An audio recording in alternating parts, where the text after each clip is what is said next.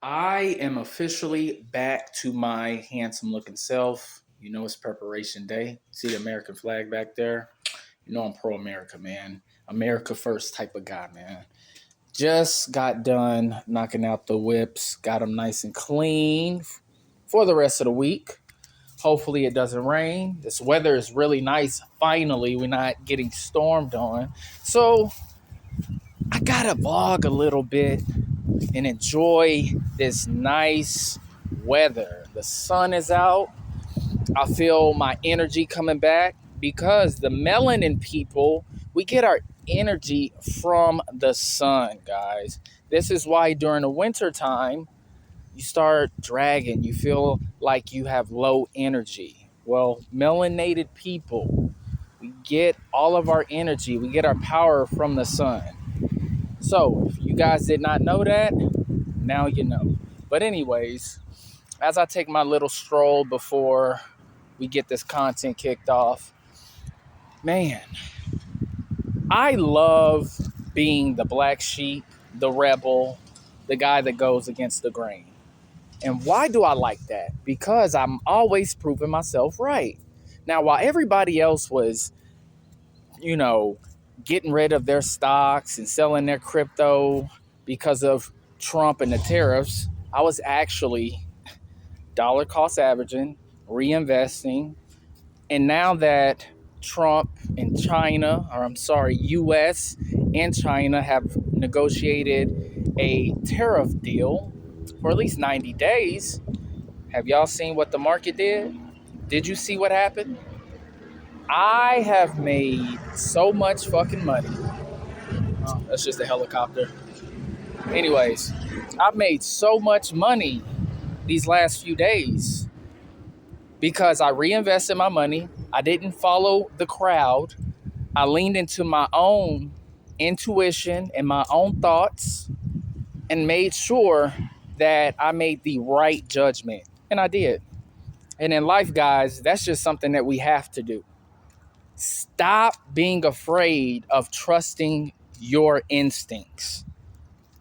If you know that you don't make good decisions, then maybe you need to change some of your habits so you can start making better decisions, or understand when you make that bad decision, what went wrong, and make the necessary adjustments. Because if you don't, then you just gonna be wandering around the world being like everybody else, a sheep. All right? Pay attention. Tuesday content starts right now.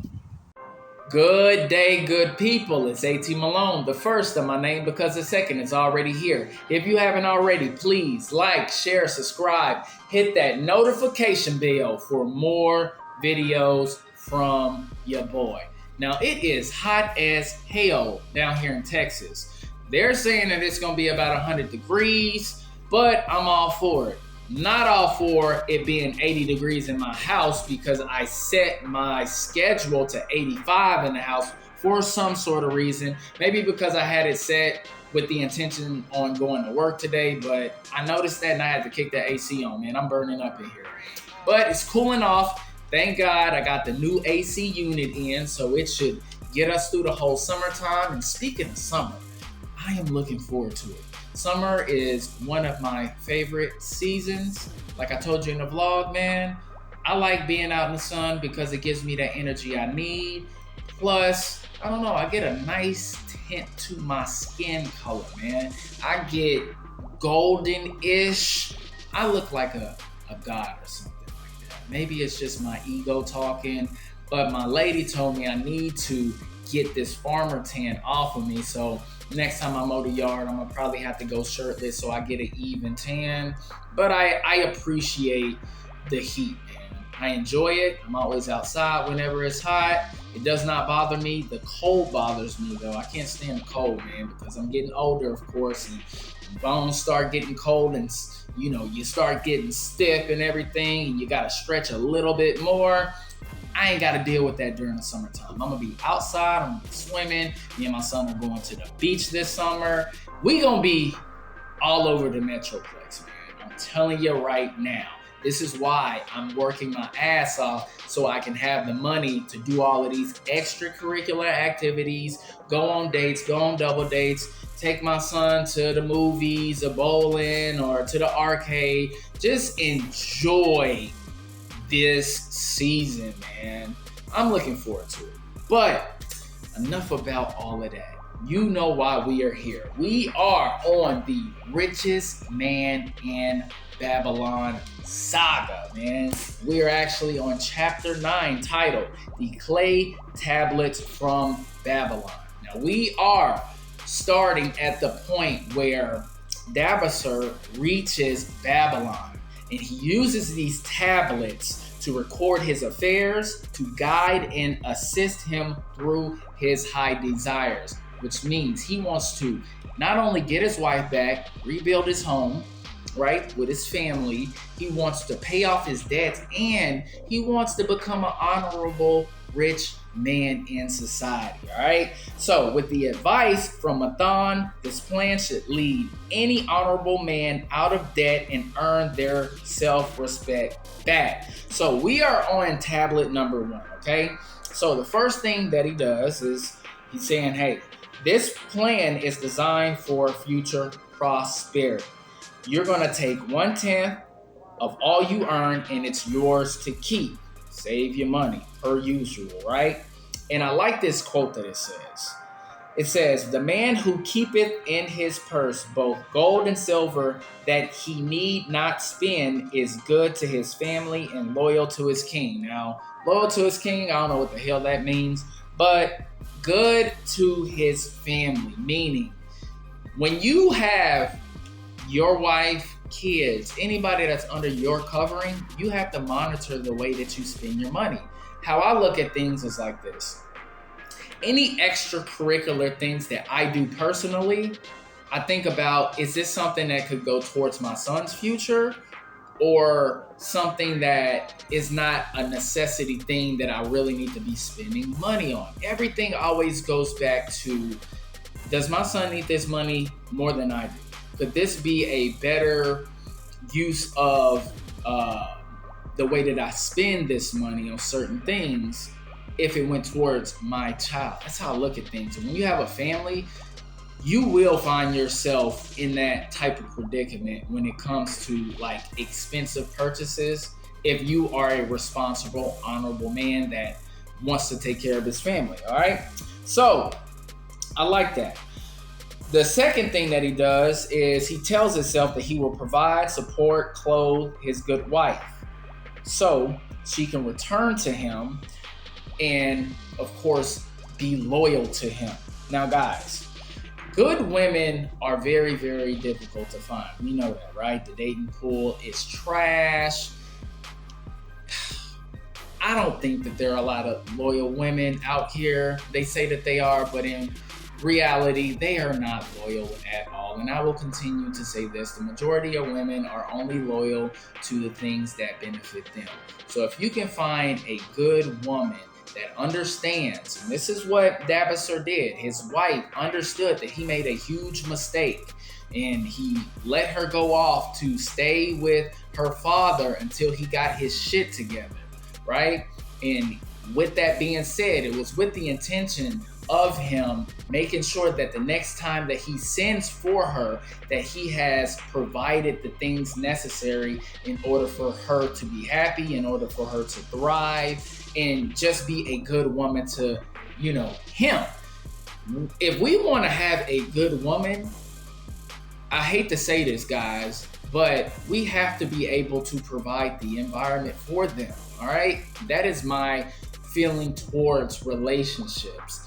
You're not just going to find a good woman in a balance of probability that's just going to ride out for you if you haven't proven the concept of being responsible, you've been able to maintain a roof over your head. You might, but 9 times out of 10, it's not going to happen. You got to prove the concept. I will always say this, man.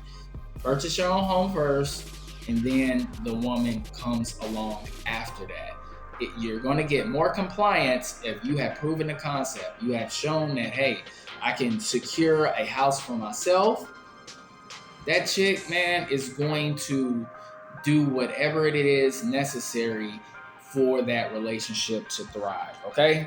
So, anyways, this means that the 7/10 of all that he earns will go towards home, clothes, food, and also a little bit of pleasure and enjoyment. All right?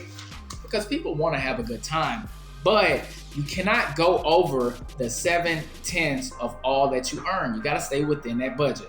So, tablet 2, third thing that he does is make sure that he pays his debt. So he's going to take 2/10 of what he earns and pay the people who loaned him money. So he carved out the names and their occupations of the people that he owes. So he owes a cloth weaver, a couch maker, 4 friends, a jewel maker, a house owner, Mathan, of course, the gold lender of Babylon, and a farmer. That's a lot of people, man. There's no way in hell that me personally, I could do something like that.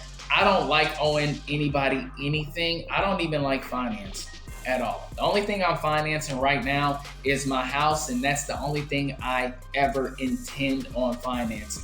Even with cars, I'm gonna ride my old ass vehicles as long as I can. If I gotta get them repaired, it's gonna be cheaper than financing a new vehicle, and I'm gonna stack up my money so I can pay cash for another one when the time comes, all right?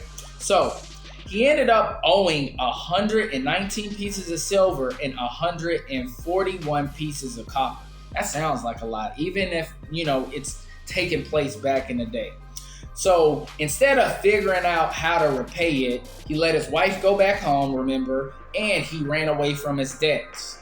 So Mathan taught him how he could pay back his loan in small sums. So he went to each of the people that he owed and explained to them how he could repay them in small sums and to be patient with him and give him time to repay.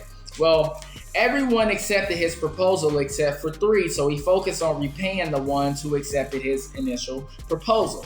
We're on the tablet number 4. He put his plan into action, and with the support of his wife, he earned 19 pieces of silver buying camels. He divided the coins according to the plan. He kept 1/10 of all that he earned for himself. 7/10 went towards his household, and 2/10 went towards his creditors. After a year, his debt was reduced to owing 4 pieces of silver, and he started feeling relieved. Of course, when you start paying off that debt, you start looking at that balance and you know that it is way lower than it initially was. You do get that sigh of relief because you're like, well, even though it sucks having to pay all of this back, there is an end to it. There is a finish line, all right? So even when he didn't make as much money at times, he still stuck to the plan. Even his wife supported when he didn't make as much money, cutting back on lifestyle expenses. He still paid his creditors, and they committed him for paying them back despite his low earnings. So one day he earned 42 pieces of silver selling a fine herd of camels. So he bought him and his wife some sandals, clothing, and they dined out. But he still paid his creditors. For 3 years, he's been paying off his creditors. He's accumulated 21 pieces of silver for himself. His wife was happy. She took care of the house, and he earned his respect back from his friend. So the plan is working. He's putting everything into action. His wife is being comfortable. She's being happy. She's able to lean into her femininity and taking care of the house. He's getting that respect back from her. All is well. So we're on to tablet 5, the last tablet. So it took him 12 years to pay off his debt. And on the last day that he paid off everybody, him and his wife celebrated with a great feast. Some of his creditors apologized for being mean to him. Others offered him a loan if he needs it. Even his wife looked at him with light in her eyes, giving him more determination. So this plan enabled him to get out of slavery, pay off his debts, and become rich, and turned him into an honorable man. And that was the end of the chapter. And doesn't everybody like a great success story? When you come from the bottom, you build yourself all the way up, and you live to tell the story about your journey. The other thing is, though, there is no excuse for people not to do the same thing. It's mapped out for you. You can start from the very bottom, you can fuck up, you can fumble the bag, you can put yourself in bad situations, and you can get yourself out of it. There's people every day that get out of jail, that turn their life around, and they become multi-millionaires. And they're looking at us regular civilians like, hey, y'all didn't even fuck up y'all life the way that I did, and I was able to make something of myself. How about you? Even immigrants that come over here, man, from, poverty-stricken environments, start off with nothing, right? They end up turning into multimillionaires. Why? Because they had a plan and they stuck to the plan. Always make sure that you guys, whenever you fuck up, it's okay. Nobody's perfect. There is a way to dig yourself out of the hole. But you have to make sure that you have a plan. You make a plan and you follow it. You don't deter from it, no matter what. All right? Well, that is Tuesday content. We're going to head over to chapter 10 next week, and we're going to get it in, man. I appreciate everybody watching. Don't forget to like and subscribe. Hit that notification bell for more videos from your boy. I'm out. Peace. Feel like they tryna box me in, so I keep a small circle around me, so fuck friends. I kept it real out the gate, these other cats pretend. Reigning supreme is something that will never end. So now and then, they got me feeling trapped.